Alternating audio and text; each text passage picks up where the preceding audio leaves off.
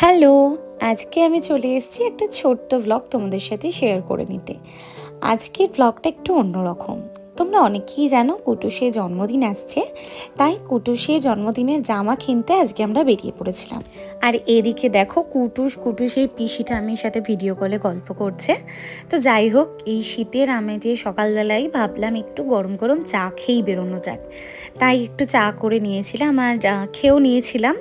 এরপর দেখো কুটুসকে টুপি পরিয়ে নিচ্ছে, কারণ বুঝতেই তো পারছো প্রচণ্ড ঠান্ডা, আর আমরা টোটোই করে যাব আজকে জিরাটে।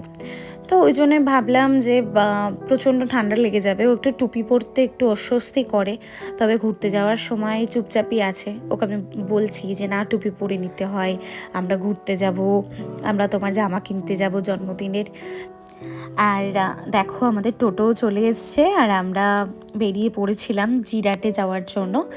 ওখানে একটা জায়গা আছে যেখানে ভীষণ ভালো জামা পাওয়া যায়। তো যাই হোক, রাস্তায় যেতে যেতে ভাবলাম একটু রাস্তার ভিডিও করে নিই, কারণ এই রাস্তাটা ভীষণ ভালো লাগে।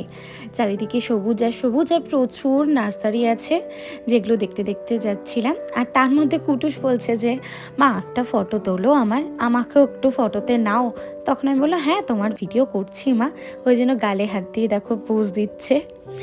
তো যাই হোক, গল্প করতে করতে দেখো আমরা চলে আসলাম এক্সলেন্ট। আর কুটুসের তো চোখ পড়ে গেছে এদের দিকে।